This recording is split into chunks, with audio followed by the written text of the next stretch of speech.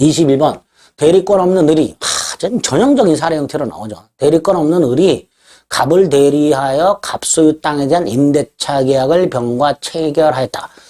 전형적인 계약에 있어서 협의 무권 내리고 뻔합니다. 추인 거절 최고 철회 뭐 이런 거 나오겠죠. 1번 위 임대차 계약은 갑이 추인하지 않으면 갑에게 효력이 없다. 맞죠? 2번 추인은 의사표시이기 때문에 명시묵시 불문합니다. 묵시적으로 할 수 있죠. 자, 3번을 봅니다. 병이 계약 당시에 을에게 대리권 없음을 알았어요. 악의죠. 악의는 철회는 못하죠. 하지만 최고는 할 수 있다 그랬습니다. 그러니까 이게 틀렸죠. 인정된다라고 해야죠. 악의라면 철회는 못하지만 최고는 할 수 있다. 그 다음에 4번 갑이 임대차 기간을 단축해서 추인했다고 돼 있죠. 이게 뭐예요? 변경 추인이죠. 그래서 계속 말씀드렸습니다. 본인 갑이 무권 대리 행위를 일부만 추인하거나 변경을 해서 추인했을 때는 상대방 동의가 필요하다 그랬죠. 따라서 상대방 동의가 없다면 추인은 효력이 없다. 이런 질문이 되죠. 5번 갑이 추인하게 되면 그 추인은 계약 시에 소급하여 굉장히 잘 나오죠. 추인한 때부터가 아니라 계약 시에 소급하여 본인에게 유효가 됩니다. 틀린 것은 3번. 이겠죠. 22번 대리권 없는 을이 갑을 대리하여 병에게 갑소유 땅을 매도하였다. 뭐 전형적입니다. 뭐 맨날 이렇게 나옵니다. 1번 을이 갑을 단독 상속했네요. 갑이 사망을 했고요. 을이 갑을 단독 상속했어요. 이때 을은 추인을 할 수는 있지만 추인 거절을 할 수는 없다. 그랬죠. 추인을 할 수는 있지만 추인 거절은 못합니다. 그 다음에 을과 계약을 체결한 병에게 갑은 추인할 수 있다 없다? 있지요. 추인의 상대방이 될 수 있다잖아요. 있다. 갑은 추인 누구한테 한다 그랬어요?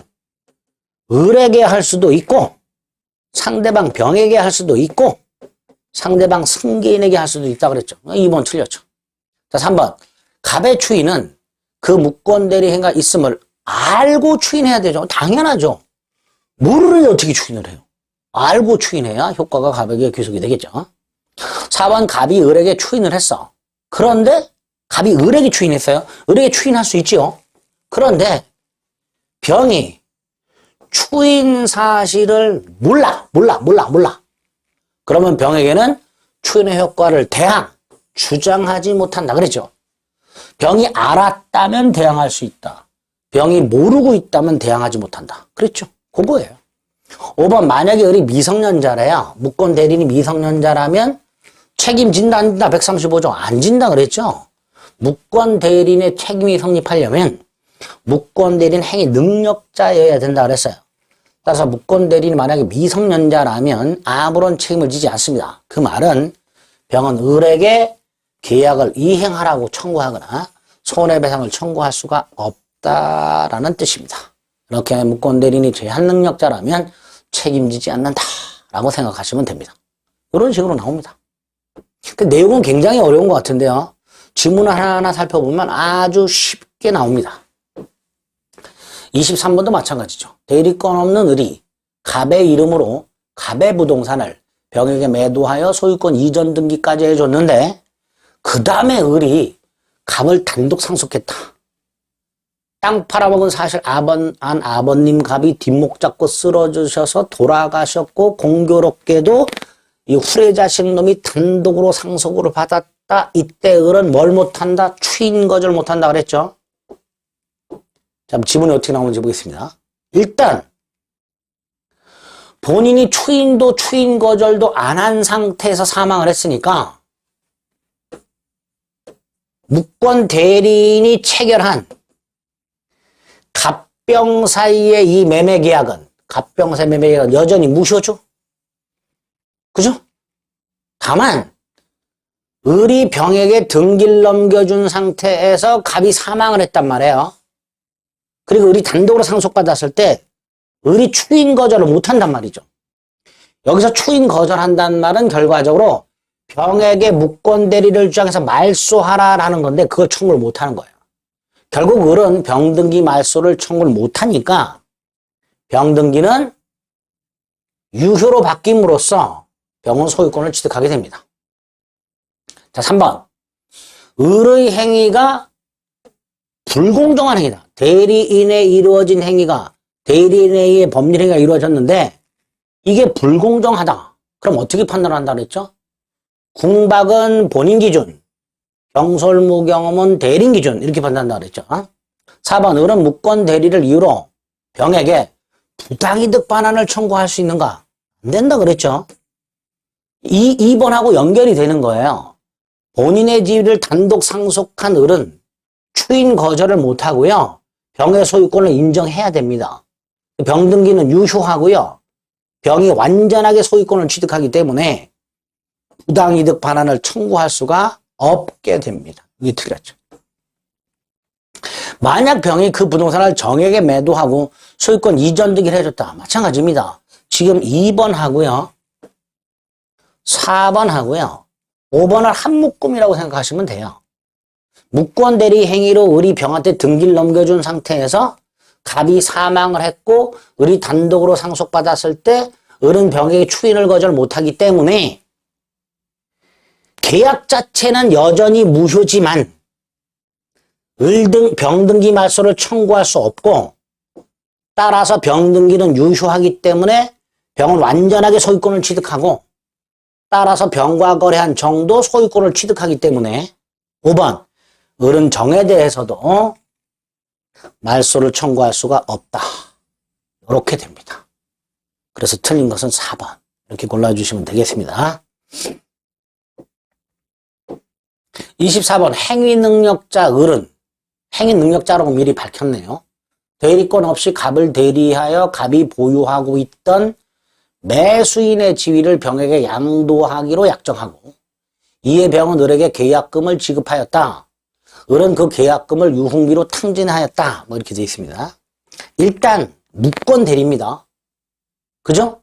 대리권 없이 갑의 지위를 병에게 넘기기로 했으니까 요게 무권 대리가 됩니다.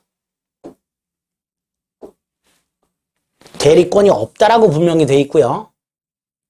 갑의 지위를 병에게 넘겼단 말이죠. 이게 무권 대리가 되는 거죠. 자, 1번. 매수인 지위 양도계약, 즉 무권 대리 행위를 할 당시에 을의 무권 대리를 모르고 있던 병, 선이죠. 선의의 병은 뭐 할 수 있죠? 철회할 수 있다. 그랬죠. 병이 계약을 철회하게 되면 그 무권 대리에게는 뭐가 된다 그랬어요? 무효로 확정이 되죠. 3번. 병이 계약을 철회했다면 병은 갑을 상대로 부당이득 반환 청구할 수 있는가? 있지요. 갑에게 부당이득 반환 청구를 못하죠. 갑은 이게 무권 대리입니다. 갑은 아무런 책임을 지지 않는 거예요. 따라서 병이 계약을 유효하게 철회했을 때 병은 갑을 상대로는 계약금에 대한 부당이득 반환을 청구를 못합니다. 이게 만약에 유권 대리였다면 을이 계약금을 수령했다. 그걸 설령 갑에게 갖다 주지 않고 횡령을 했다 하더라도 유권 대리라면 을이 계약금을 받았다. 갑이 받은 거하고 똑같기 때문에 나중에 계약이 무효가 되었을 때 병은 갑에게 계약금 돌려달라고 할 수 있겠지만 이건 무권 대리입니다. 따라서 병은 갑에게는 책임을 물을 수 없습니다. 자, 4번. 병이 계약을 철회했을 때 갑이 철회의 유효를 다투기 위해서 을에게 대리권이 없음을 병이 알았다는 것. 이거를 갑이 증명해야 되죠.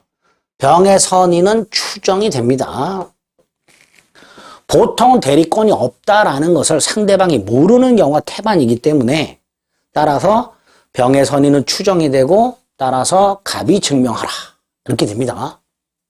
5번. 병이 계약을 철회하기 전에 갑이 사망을 했고 을이 단독 상속을 받았다. 마찬가지죠. 또 나왔죠. 본인이 사망을 했고 무권 대리인이 단독으로 상속을 받았을 때 을은 추인 거절할 수 있다 없다? 없다. 따라서 추인을 거절하는 것은 신의 성실 원칙에 반한다. 자, 추인을 거절하는 것은 신의 성실 원칙에 반한다는 것은 추인 거절할 수 없다라는 뜻입니다. 따라서 틀린 거는 뭐예요? 3번이죠. 무권 대리이기 때문에 본인 갑에게 책임을 물을 수는 없습니다. 틀린 것은 3번. 이렇게 되겠죠. 25번. 무권대리 늘이 갑을 대리하여 갑소유 부동산을 병에게 매도하는 계약을 했다. 역시 무권대리죠. 뻔합니다. 나오는 질문은. 한꺼번에 볼까요? 기업, 을이갑, 또 나왔어요. 을이갑을 단독 상속했어. 추인 거절할 수 있다 없다? 없다. 추인을 거절하는 것은 신의 측에 반한다. 위반된다. 따라서 추인 거절 못한다. 옳은 지문. 자, 기억이 옳은 지문입니다. 그러면 3번 제끼고 5번 제끼고 1, 2, 4번 중에 하나가 답이죠. 니은, 병이 상당한 기간을 정해서 최고할 수 있죠. 근데 갑이 그 기간 내 확답을 바라지 않으면 여기까지 괜찮은데 요게 문제죠. 추인을 거절한 거 맞나요? 맞지요? 추인한 것이 아니라 추인을 거절한 것으로 본다. 이것도 맞았죠. 옳은 질문이죠. 병이 최고할 수 있고 확답을 바라지 않으면 추인을 거절한 것으로 본다. 옳은 지문이다. 자, 기억하고 니은이 옳은 지문이죠. 이건 빠져야 되죠. 1번 아니면 4번이죠. 1번 아니면 4번이 답인데 1번, 4번에 기억, 니은이 다 들어있고요. 디귿은 볼 필요가 없죠. 리음만 판단하면 되죠. 디귿은 시험장에서 실제로 읽을 필요가 없는 지문이 되는 거예요. 이거 한 지문 안 읽으면요. 한 20초 정도 세이브 됩니다. 2, 30초가 쌓이고 쌓이면요. 엄청납니다, 나중에.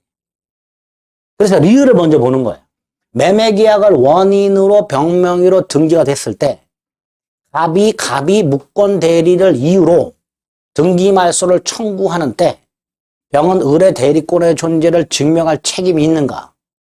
병이 을의 대리권의 존재를 증명할 책임이 있다 없다? 원칙적으로 병은 선이라 그랬죠. 그쵸? 병이 선이라 그랬잖아요. 그러니까 병의 선의는 추정이 되고요. 따라서 병이 을의 대리권의 존재를 증명할 책임은 없다. 이렇게 됩니다. 을에게 대리권이 없음을 갑이 증명하라. 뭐 이렇게 될 겁니다.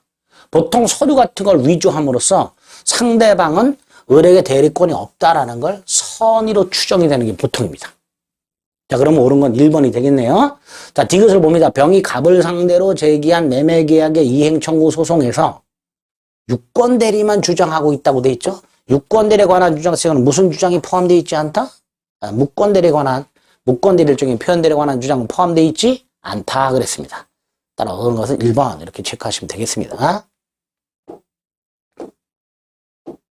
26번 갑은 을의 모친으로서 X토지 소유자다.